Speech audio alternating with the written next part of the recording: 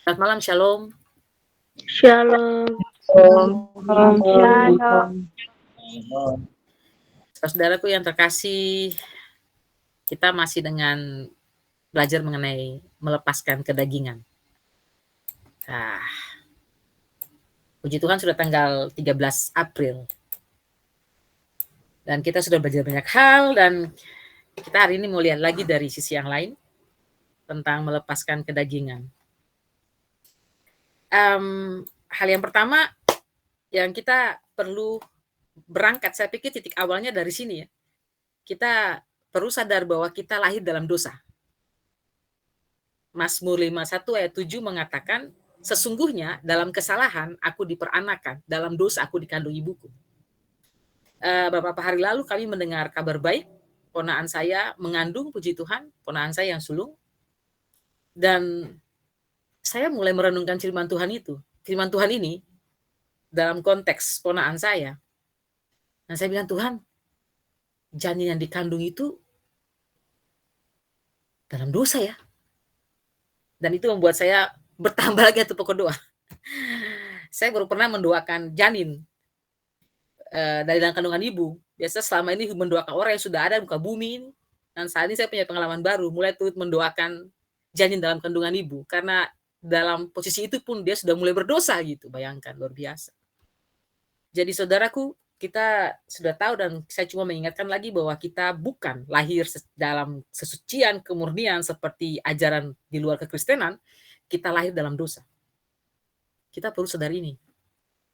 Dan yang kedua, yang saya mau ingatkan adalah, masih belum kedua ya, masih dalam topik kita ini lahir dalam dosa. Firman Tuhan yang kedua yang mau dibagikan adalah dari Matius 26 ayat 41.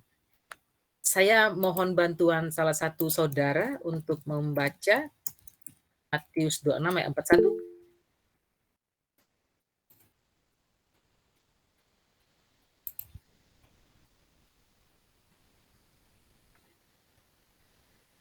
Matius 26 ayat 41, demikian firman Tuhan.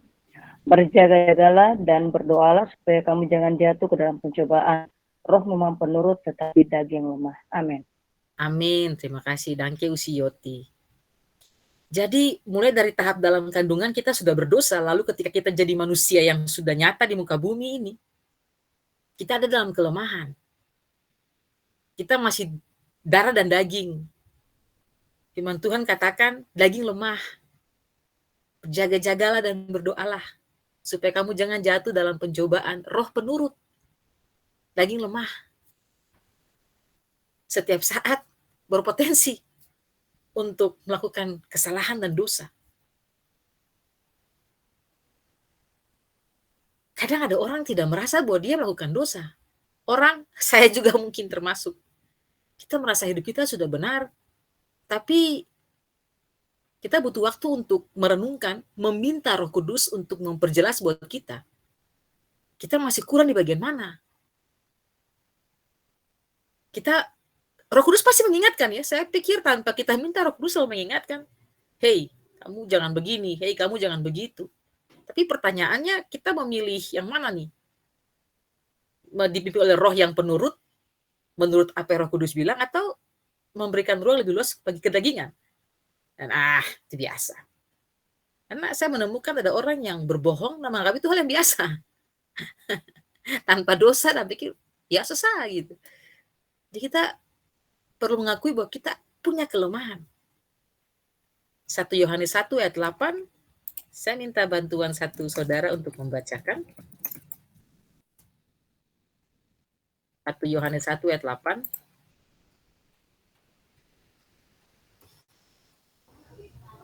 Yohanes 1 ayat 8, demikianlah firman Tuhan.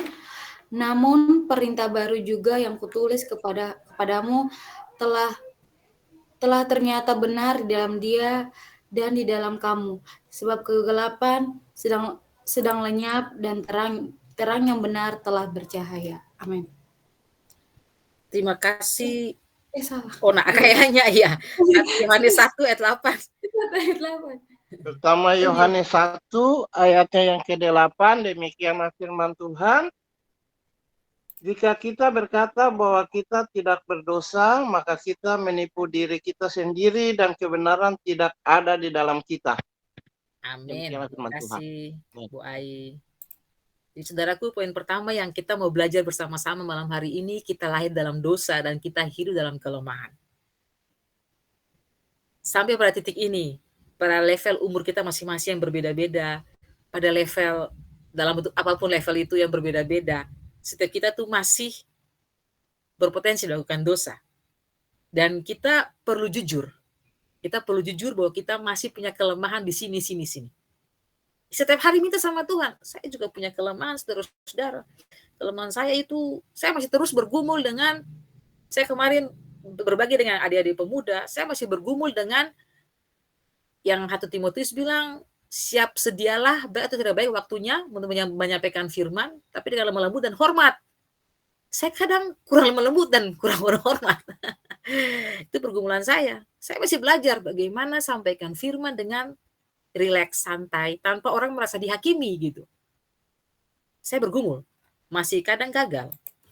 Saya bergumul juga kadang cepat bicara, banyak bicara. Nah, kita mengatakan dalam banyak bicara banyak pelanggaran. Saya masih bergumul untuk hal itu. Nah, itu poin yang pertama, saudara-saudaraku yang terkasih. Kita lahir dalam dosa, kita hidup dalam kelemahan. Poin kedua yang ingin saya bagikan. Allah tidak berkenan pada kedagingan. Allah menciptakan kita, darah dan daging. Waktu Allah ambil Adam punya tulang untuk bentuk Hawa, dan tutupnya begitu dengan daging. Daging menjadi bagian dari bentuk kreasi Allah. Daging, tapi bukan kedagingan. Allah tidak berkenan pada kedagingan. Saya mohon bantuan satu saudara untuk membaca dari Roma 8 ayat 7 sampai 8.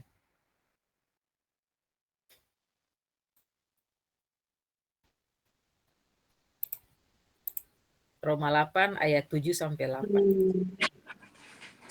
Roma 8 ayat 7 sampai 8. Sebab keinginan daging adalah perseteruan terhadap Allah, karena ia tidak takluk kepada hukum Allah. Hal ini memang tidak mungkin baginya. Mereka yang hidup dalam daging tidak mungkin berkenan kepada Allah. Amin. Amin. Terima kasih Kak Eca. Allah tidak berkenan pada kedagingan. Tapi tidak sampai di situ. Allah memberikan solusi, saudaraku. Kita tentu belajar secara manajemen apa ya, istilahnya gitu ya. Kalau kita dalam satu komunitas, kan kita selalu diminta untuk jangan cuma tunjukkan masalah, kasih solusi dong gitu. Allah seperti itu. Allah tidak berkenan pada kedagingan, tapi belum titik. Tidak sampai di situ. Allah proaktif menyediakan jalan untuk kita lepas dari kedagingan. Allah bukan tipe orang yang, kalau kita baca di Yakobus 2, saya baca saja, jika seorang saudara atau saudari tidak mempunyai pakaian dan kekurangan makanan sehari-hari, dan seorang dari antara kamu berkata, selamat jalan, kenakanlah kain panas, dan makan sampai kenyang, dan makanlah sampai kenyang, tetapi ia tidak memberikan kepadanya apa yang perlu bagi tubuhnya, apakah gunanya itu? Allah mengasihi dan perbuatan nyata. Allah bilang Allah tidak suka, tapi Allah berikan solusi. Satu-satunya jalan untuk lepas dari kedagingan, Allah menjadi manusia. Lewat Kristus Yesus. Saudaraku, Paskah itu luar biasa ya. Allah jadi manusia loh. Allah jadi manusia. Wow. Kita bandingkanlah Pak Jokowi jadi rakyat jelata. Tahan berapa lama Pak Jokowi jadi rakyat jelata? Oke, mungkin katakanlah untuk, saya pikir tidak salah juga dan bukan mustahil juga ya, Pak Jokowi menyamar, terus datang ke rakyat-rakyat jelata, terus tanpa orang tahu, kemudian pikirnya orang biasa, dihina-hina mungkin, kamu, hei orang kurus gitu, hei sini gitu. Mungkin cuma sehari, 2 hari, 1 bulan, Allah menjadi manusia 33 tahun, saudaraku ya. Dan terutama di 3 tahun terakhir pelayanan Tuhan Yesus, bahkan di hari-hari terakhir itu luar biasa menderita. Itu bentuk Allah mengasihi kita.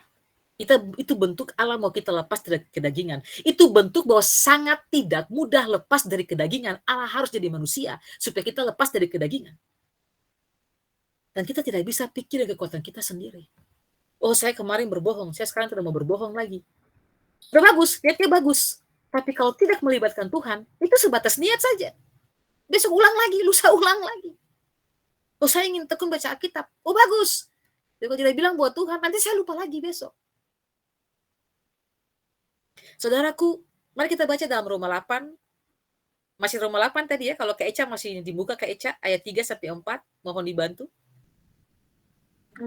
Roma 8 ayat 3-4. Sebab apa yang tidak mungkin dilakukan hukum Taurat karena tak berdaya oleh daging, telah dilakukan oleh Allah dengan jalan mengutus anaknya sendiri dalam daging yang serupa dengan daging, yang dikuasai dosa karena dosa. Ia telah menjatuhkan hukuman atas dosa di dalam daging, supaya tuntutan hukum Taurat digenapi di dalam kita yang tidak hidup menurut daging tetapi menurut roh. Amin.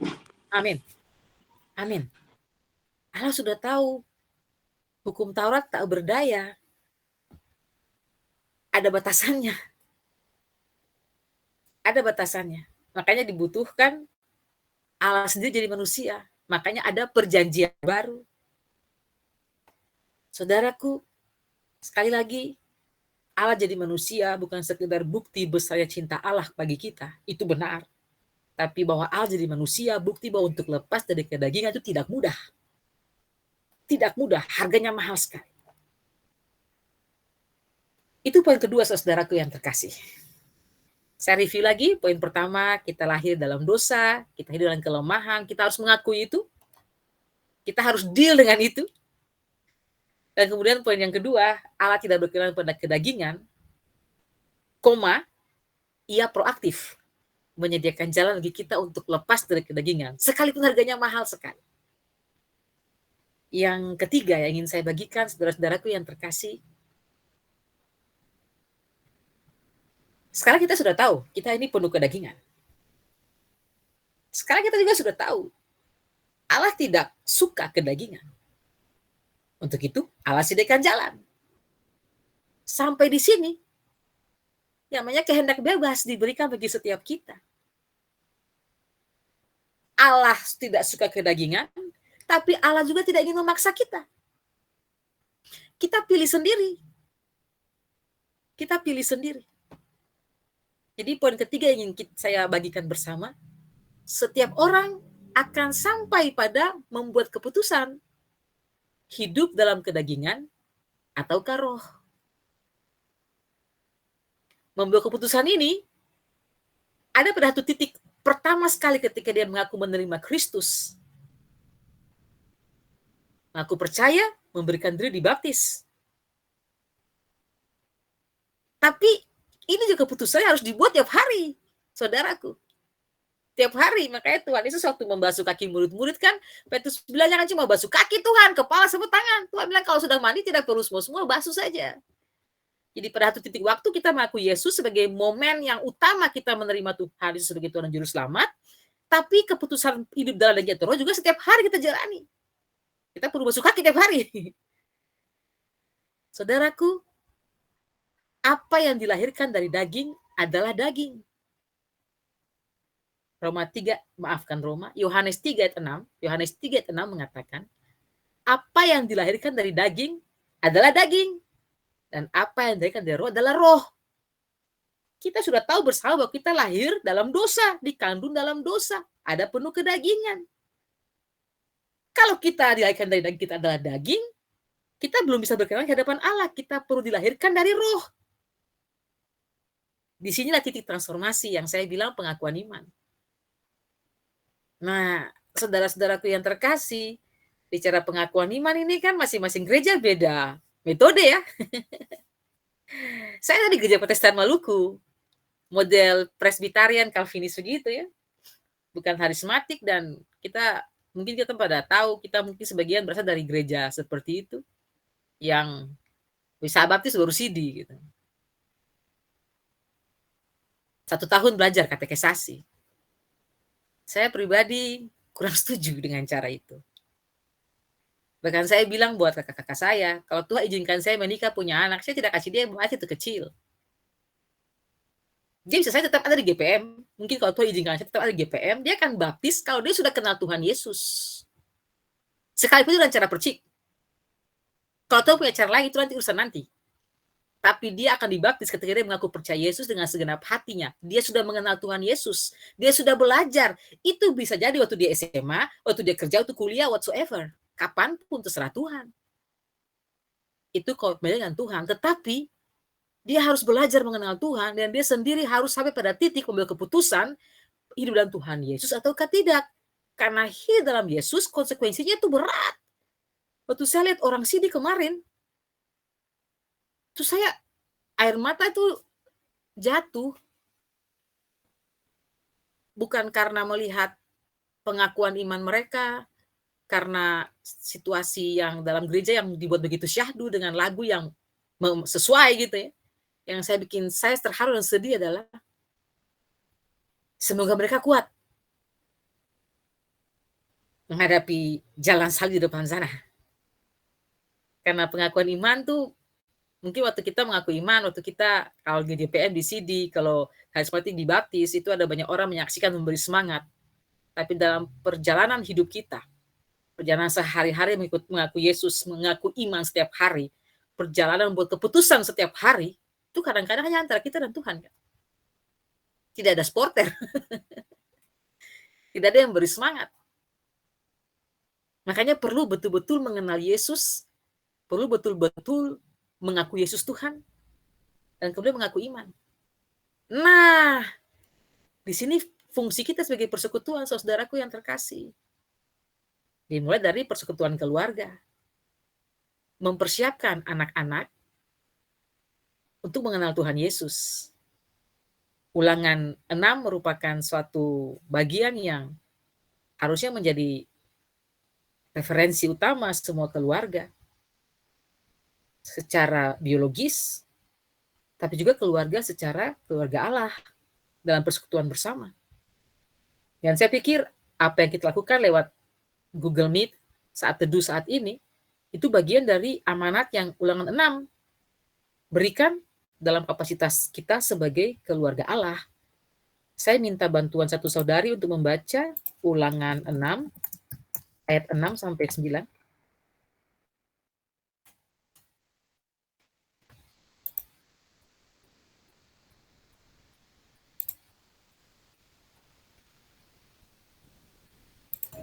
Ulangan 6 ayat 6 sampai 9, demikianlah firman Tuhan.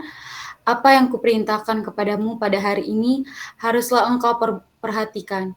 Haruslah engkau mengajarkan berulang-ulang kepada anak-anakmu dan membicarakannya apabila engkau duduk di rumahmu, apabila engkau sedang dalam perjalanan, apabila engkau berbaring, dan apabila engkau bangun. Haruslah juga engkau mengingatkannya sebagai tanda pada tanganmu, dan haruslah itu menjadi lambang di dahimu. Dan haruslah engkau menuliskannya pada tiang pintu rumahmu dan pada pintu gerbangmu. Amin. Amin. Kita perlu saling menopang saudaraku yang terkasih, kita perlu saling menopang saudara seiman, terutama anak-anak muda kita, untuk mengenal Tuhan. Untuk sampai pada keputusan, memilih hidup dalam Kristus, dipimpin oleh Roh, dan melepaskan kedagingan. Bentuk dukungan kita ajarkan berulang-ulang. Kita bicarakan. Setiap pembicaraan kita harus dihubungkan dengan Tuhan. Setiap pembicaraan kita harus melibatkan Tuhan di sana. Di dalam mobil, dalam kereta, dalam kapal laut, dalam angkot, dalam beca. Jalan kaki sekalipun. Tuhan Yesus bersama 2 orang menuju Emmaus juga berjalan. Sambil berjalan membicarakan tentang Tuhan. Itu harus terus proses itu dilakukan, saudara. Sampai seseorang mengaku iman, percaya kepada Kristus, menjadi pengikut Kristus, tapi juga setelah itu. Karena itu tadi, kita masih perlu terus membasuh kaki. Keputusan memilih antara melakukan yang Tuhan mau dan yang bukan, itu setiap hari. Bahkan setelah kita mengaku iman kepada Yesus. Senada dengan itu, Amsal 22 ayat 6 juga bilang, didiklah orang muda menurut jalan yang patut baginya, maka pada masa tuanya pun, ia tidak akan menyimpang daripada jalan itu. Saya kemarin berbagi dengan adik-adik pemuda, saya bilang waktu saya dulu masih SMA dan ikut ibadah dengan ibu guru saya di rumahnya, perkantas untuk yang siswa Kristen, itu waktu ikut ibadah itu juga ya ikut begitu. Ikut begitu ya. Tapi ternyata itu proses. Kita mungkin tidak selalu mengerti apa yang disampaikan. Terima aja. Nanti Roh Kudus menerjemahkan di hari-hari berikutnya melalui suatu kejadian, peristiwa yang oh iya itu sesuai dengan firman Tuhan yang saya dengar kemarin. Kita ikut, kita belajar di dalamnya. Itu proses yang memang kadang-kadang rasanya membosankan ya. Tapi saya jadi ingat satu kisah. Ini sudah saya baca bertahun-tahun lalu, kejadiannya di luar negeri sepertinya. Ada di radio ada satu orang bertanya, kita ini ngapain setiap minggu ke gereja?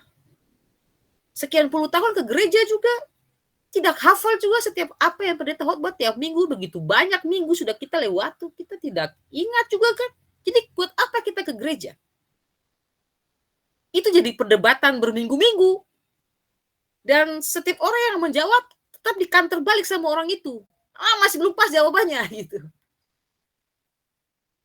Lalu pada satu waktu, puji Tuhan, ada yang menelponan memberikan pendapat. Katanya begini, saya sudah menikah dengan istri saya berpuluh-puluh tahun. Saya tidak pernah hafal dia masak apa tiap hari. Tapi yang saya tahu, karena masakannya itu saya masih hidup sampai hari ini. Kalau dia tidak masak, saya sudah mati lama. Gitu. Nah, saya mungkin tidak hafal firman Tuhan disampaikan sekian beratus-ratus minggu yang sudah saya lalui di gereja. Tapi firman Tuhan itu yang menguatkan saya. Menopang saya. Menjadi pelita bagi kaki saya. Dan terang bagi jalan saya. Jadi saudara-saudaraku, mungkin kita membagikan firman Tuhan bagi orang muda. Tidak langsung masuk juga. Kita dulu juga pernah muda. Bagi yang sudah agak kurang muda. Tidak terlalu muda lagi. Kita dulu muda juga dengan firman Tuhan juga. Apa ini? Biasanya bikin lain lagi. Jadi kalau Tuhan begitu sabar dengan kita, mari kita sabar dengan anak-anak muda di bawah kita juga. Mari kita sabar dengan saudara kita yang baru mulai mengenal Tuhan, yang baru mulai bertumbuh. Hari ini Tuhan ajar saya satu hal tentang sabar, saudaraku. Jadi tetangga kami memberikan makanan. Kakak saya, karena satu alasan, tidak pernah mau makan makanan yang diberikan tetangga kami itu. Dan saya bilang, sudah berdoa dalam nama Yesus, makan saja. Gitu kan. Berkat ini. Gitu. Kakak saya masih tetap tidak mau dan saya sempat bilang, kita harus menghargai apa yang orang berikan. Kita setia perkara kecil, supaya kalau besok Tuhan izinkan orang kasih kita yang besar, ya kita bersyukur juga untuk hal itu. Puji Tuhan, saya hanya sampai di situ. Sebenarnya kalau ikut maunya saya masih ingin menceramahi kakak saya panjang lebar. Tapi puji Tuhan, saya cuma sampai di situ dan saya masuk ke kamar. Lalu saya nonton YouTube-nya lain. Saya udah lupa juga tentang kakak saya, YouTube-nya lain. Tapi tiba-tiba Tuhan taruh pemikiran di kepala saya. Saya percaya itu Tuhan yang sampaikan, karena itu kebenaran. Yang muncul adalah tidak usah menghakimi orang yang masih lemah imannya. Kalau bagi dia itu tidak pantas, tidak memberkati dia, udah jadilah buat dia. Kalau kamu berkati, itu buat kamu toh. Jangan diperbicarakan. Jangan jadi perbantahan. Supaya ada damai sejahtera. Oh, puji Tuhan. Puji Tuhan, saya tadi tidak jadi menceramahi kakak saya. Bikin dosa jadinya buat diri saya sendiri. Jadi saudara-saudaraku, kita saling membantu, saling menopang dalam proses seorang saudara seiman membuat keputusan. Baik keputusan secara utama, secara sentral mengikuti Yesus, maupun dalam keseharian. Untuk bagaimana kita sama-sama kita masih terus belajar loh. Tidak ada yang sudah lebih dari yang lain. Untuk sama-sama kita terus belajar. Untuk lebih menekan kedagingan. Memberikan ruang lebih luas buat Roh Kudus. Itu proses, saudaraku. Itu proses. Hal yang keempat yang mau saya bagikan. Konsekuensi dari keputusan kita. Memilih hidup dalam kedagingan. Ataukah di dalam roh. Konsekuensinya, akibatnya, hasilnya itu kita nikmati dari masih di dalam dunia dan menentukan status kita di kekekalan. Jadi ketika kita memilih antara mau ikut firman Tuhan ataukah ikut standar manusia, ego kita, konsekuensi dari setiap keputusan kita ambil, itu kita nikmati dari dalam dunia ini terus sampai di kekekalan. Saya ingin kita kembali membaca bagian firman Tuhan yang saya percaya ini sudah berhari-hari kita terus baca, jangan bosan ya. Galatia 5 ayat 19 sampai 21.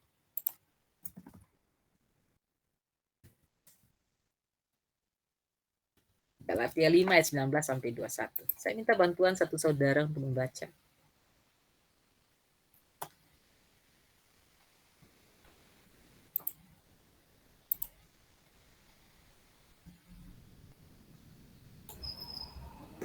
Galatia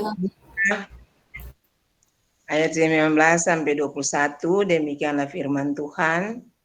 Perbuatan daging telah nyata, yaitu percabulan, kecemaran, hawa nafsu, penyembahan berhala, sihir, perseteruan, perselisihan, iri hati, amarah, kepentingan diri sendiri, percideraan, roh pemecah, kedengkian, kemabukan, pesta pora, dan sebagainya.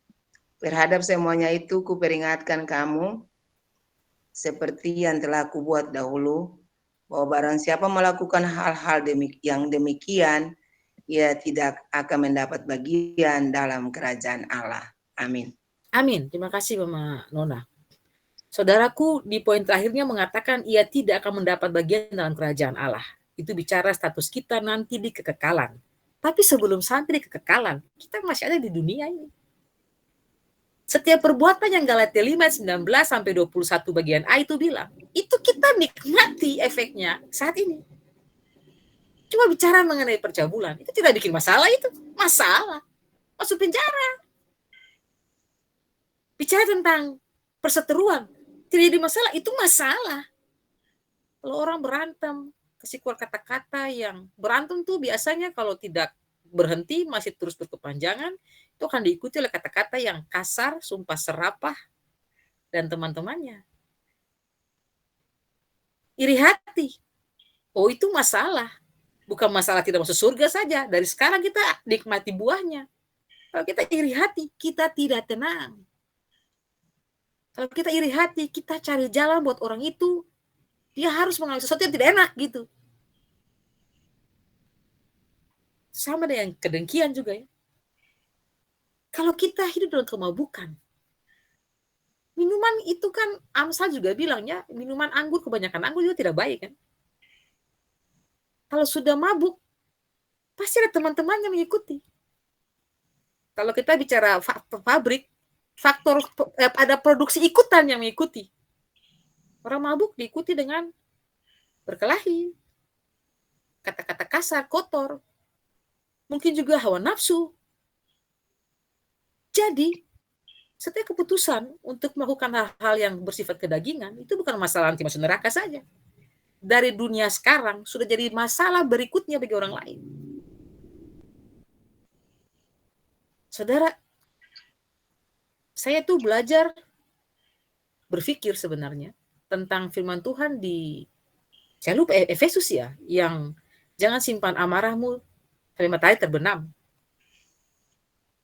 Saya belajar melakukan itu, dan saya berpikir kalau semua orang Kristen tidak menyimpan amarah sampai matahari terbenam, dunia aman.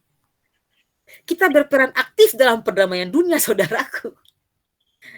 Dunia aman. Coba kalau kita simpan amarah sampai besoknya, contohlah di kantor, kita dengan teman kantor, sampai pulang kantor ada masalah, emosi, dongkol di hati, simpan sampai besok. Masuk kantor, dia bawahnya udah pengen hajar aja gitu kan. Tidak ada perdamaian. Tapi kalau kita belajar lakukan firman Tuhan, memilih dipimpin oleh roh, melepaskan amarah, matahari mau terbenam, minta ampun, Tuhan saya melepaskan pengampunan pada dia. Kalau dia tidak mau melepaskan, itu urusannya dengan Tuhan, karena terima kasih ya Kak Iba, Efesus 4:26, ya puji Tuhan. firman Tuhan di Roma 12 mengatakan, jika hal itu bergantung padamu, sedapat-dapatnya, hiduplah dalam perdamaian dengan semua orang. Ya, kalau kita mengampuni, orang itu tidak mau mengampuni, ya sudahlah, apa boleh buat. Kita doakan saja supaya dia mengampuni, karena itu udah di luar area kita. Nah, jadi kalau kita mengampuni, lalu selesai di sore itu, besok pagi masuk kantor, ada sukacita kan? Halo, hola. Hola itu bahasa Spanyol untuk halo saudara-saudaraku. Tadi baru baca, baru ketemu. Oh, ternyata hola itu bahasa Spanyol. Baru tahu. Aman, dunia tentram. Mungkin orang itu juga yang tadinya mau emosi kita, karena kita udah hola, dia halo. Damai. Jadi saudara-saudaraku yang terkasih, mari kita berperan dalam perdamaian dunia dari hal yang paling kecil. Kita di sini ada 30 orang. Kalau kita melakukan ini saja, tentu kita kan 30 orang nih. Berarti kita masing-masing, kita katakan misalkan punya masa 1 orang. Berarti ada 60 orang dilibatkan di sini kan? Kalau kita lakukan ini saja, 60 kedamaian di hari baru terjadi, saudaraku. Jadi itu saudara-saudaraku yang terkasih ya. Sangat penting ya untuk hidup dalam roh, jangan dalam daging. Supaya kita bawa sukacita bagi orang lain. Dan saya pikir bukan cuma 30 atau 60. Orang lain yang lihat juga, ih, mereka berdua kemarin kayak kucing dan tikus. Hari ini damai. Puji Tuhan, menular juga. Haleluya. Ya itu saudaraku yang terkasih ya, kita belajar ya, ngomong gampang, bikin susah, oh iya. Di mana-mana bicara gampang, cuma bicara kan. Bicara cuma 2 menit selesai, lakukannya. Susah. Susah. Saya baru ingat, waktu saya kuliah di Surabaya tahun 2006 sampai 2008, ya 2007 lah. Lalu libur lebaran itu kan, Surabaya kalau lebaran kayak kota mati, saudara. Daerah Keputih itu kan tiap hari itu ramai karena kompleks ITS. Tapi ketika lebaran tuh kan tidak ada apa-apa aktivitas, kita bisa main bola di jalan, sungguh. Jadi satu orang gereja bilang, Pauline, beli makanan, isi di freezer. Nanti baru dipanaskan.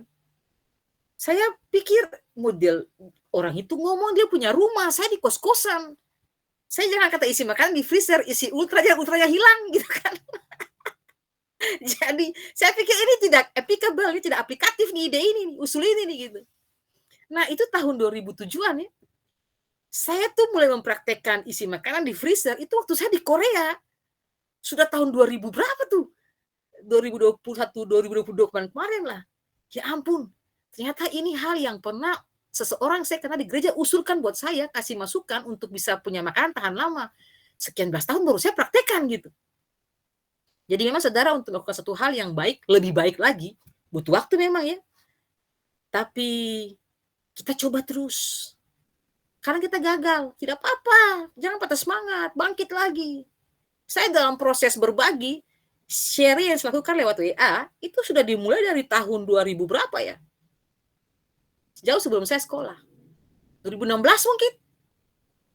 Tapi saya mulainya tuh dengan cara yang mungkin tidak jadi berkat, tapi mungkin jadi batu sandungan orang lain. Bagi mereka mungkin ya. Karena melalui sharing saya, banyak orang malah tidak suka pada saya. Ada yang anggap saya seperti menghakimi. Kata-kata saya agak kasar. Oh itu ya benar mungkin ya. Tapi kalau saya patah semangat dan saya tidak teruskan, saya berhenti di tahun 2016 itu saja. Tapi saya belajar. Oh ya Tuhan, saya mau belajar. Kata-kata lebih sopan lagi. Bukan berarti harus menyenangkan manusia, tapi saya berdoa tiap kali mau kirim. Tuh udah benar belum Tuhan? Oke, kalau udah benar saya kirim gitu. Jadi dalam melakukan kebenaran, dalam proses kita berpindah dari hidup dipimpin oleh kedagingan, menjadi dipimpin oleh roh, itu butuh proses, butuh waktu, butuh jatuh bangun. Butuh koreksi-koreksi yang mungkin tidak menyenangkan. Tidak apa-apa, itu proses. Namanya melakukan kedagingan itu kan tidak enak. Kan kita baca dari poin pertama, kita harus akui bahwa kita masih dalam kedagingan. Kita jujur buat Tuhan. Minta Tuhan ampuni. Tuhan ampuni melalui hidup dalam Kristus. Nah, di situ kita mulai berproses ya, saudaraku. Jadi, saudaraku, saya review sebentar. Tadi yang pertama, kita lahir dalam dosa, kita hidup dalam kelemahan. Kita harus mengakui itu. Jangan menutupi pelanggaran ya. Jangan ditutupi. Tuhan juga tahu soalnya, rugi. Menghalangi berkat malah. Dan yang kedua, poin kedua, Allah tidak berkenan pada kedagingan, tapi Allah proaktif memberikan jalan untuk kita lepas dari kedagingan, yaitu lewat Kristus Yesus. Dan yang ketiga, setiap orang akan mengambil keputusan. Hidup dalam kedagingan atau dalam roh, baik keputusan yang paling mendasar pada saat aku percaya pada Yesus maupun dalam keseharian. Yang keempat tadi, ada konsekuensi dari keputusan kita hidup dalam daging atau dalam roh, mulai dari sekarang dan termasuk menentukan kita masuk surga atau tidak. Dan terakhir yang mau saya sampaikan, ini enak nih. Semakin kita melepaskan kedagingan, semakin kita naik tinggi. Kita sempurna seperti Bapa adalah sempurna. Kita semakin kuat dalam roh. Semakin melepaskan kedagingan kayak balon ya, naik tinggi, ringan. Ini upahnya saudaraku. Dan upah ini bukan masalah di surga saja, dari sekarang kita nikmati. Dari sekarang kita nikmati. Makanya terlalu indah gitu hidup dalam roh. Saya tahu, saya juga mengalami dan sedang terus mengalami. Melepaskan kedagingan amat sangat tidak mudah. Saya masih terus bergumul tuh tiap hari berdoa, konsisten itu juga bergumul tiap hari. Mau berdoa, Tuhan mau berdoa nih. Kasih semangat deh. Soalnya mau berdoa udah kebayang pokok doa yang panjang-panjang udah. Udah gini-gini duluan gitu kan. Tapi saya melakukan itu. Saya melakukan itu. Kemarin saya bersyukur buat ponakan saya yang laki-laki di Jayapura. Dia kirim kabar, dia diterima bekerja di swasta. Itu saya bersyukurnya bukan main. Saya bilang buat dia, Alen, Mama Ina baru habis berdoa loh.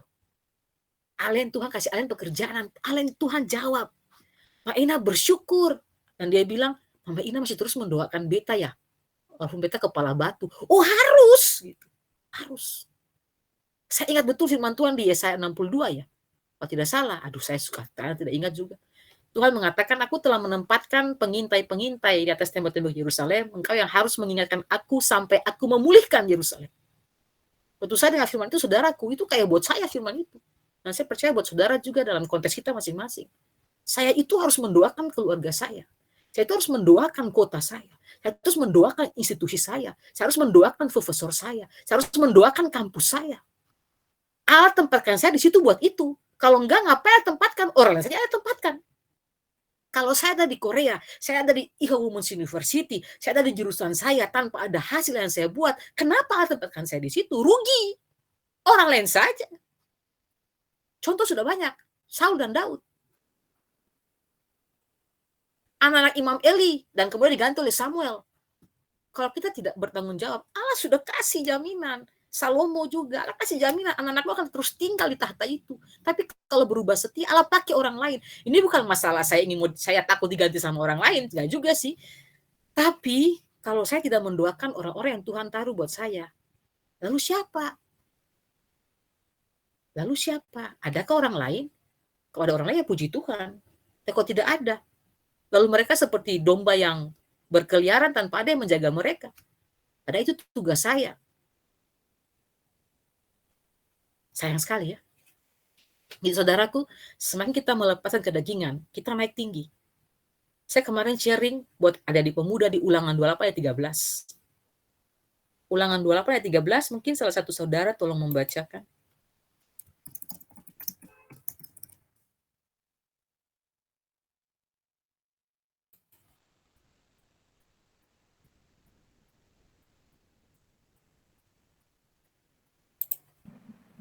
Dan apabila lembu sapimu dan kambing dombamu bertambah banyak, dan emas serta perakmu bertambah banyak, dan segala yang ada padamu bertambah banyak, itu bukan Kak?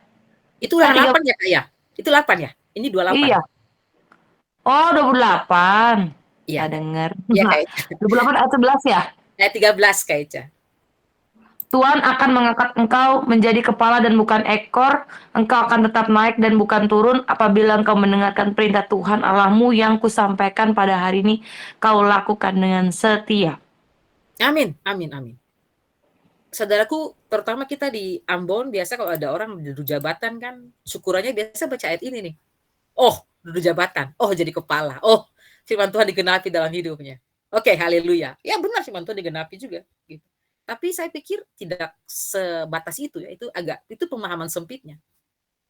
Tapi kan yang dibilang, kalau engkau mendengarkan perintah Tuhan, kau lakukan dengan setia. Kau jadi kepala bukan ekor. Kita semakin naik tinggi. Kita semakin terlepas dari kedagingan. Kenapa? Lakukan firman Tuhan. Itu kan berarti dalam roh. Dan kita sempurna seperti Bapa sempurna. Saya beberapa hari yang lalu mendiskusikan ini dengan Nali. Sempurna seperti Bapa sempurna. Saya bilang buat Nali, kita masih di bumi ya. Sempurnanya kita kayaknya masih ada batasnya gitu. Selama di bumi kita tidak akan sempurna seperti Bapa.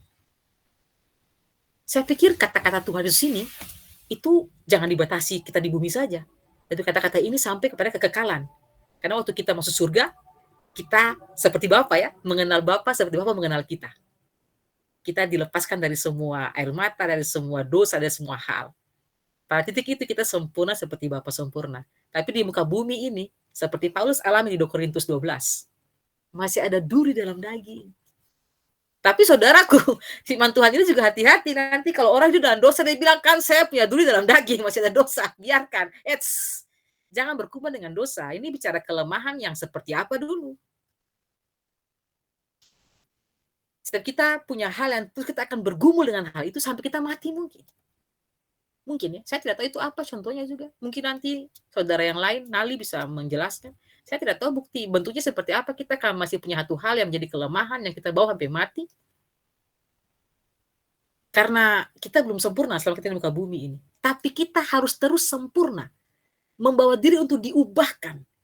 Kalau kita lahir dengan, contoh kita dengan dosa mungkin ada 1000, ya kita ketemu Tuhan Yesus jadi tinggal 3 lah. 997 Tuhan lepaskan. Kita selesaikan selama kita hidup. Ya, tidak juga ya. Saya berharap kita selesaikan semua dengan Tuhan sebelum kita mati. Tapi bentuk yang Paulus sampaikan di 2 Korintus 12 itu, masih ada hal yang menjadi dalam daging. Saya juga belum paham seperti apa, saudara. Tapi sejatinya, kembali ke firman Tuhan, jika itu tergantung pada kita, sedapat-dapatnya, itu dalam perdamaian. Jika itu tergantung pada kita, sedapat-dapatnya, lepaskan semua pengampunan, lepaskan semua kelemahan, tinggalkan semua dosa, lepaskan. Kita usaha dulu. Kita lakukan, nanti Roh Kudus yang akan menyempurnakan, memampukan finalisasi itu semua. Jadi saudaraku yang terkasih, bicara mengenai meninggal kedagingan, bukan hanya bicara mengenai masuk surga ya, tapi kalau mau hidup dari sekarang, sukacita dalam Tuhan, Tuhan Yesus bilang buat Petrus ya, waktu Petrus bilang, Tuhan kami sudah tinggalkan semuanya. Rumah, orang tua, keluarga, kami dapat apa? Yesus bilang, siapa yang meninggalkan aku? Meninggalkan keluarga karena aku. Dia akan mendapat balasan 30, 60 sekali lipat, bahkan dari dalam dunia ini.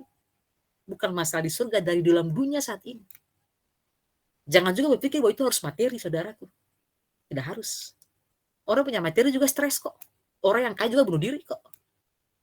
Ini bicara mengenai buah-buah roh kan. Sukacita, kasih, berlipat-lipat ganda.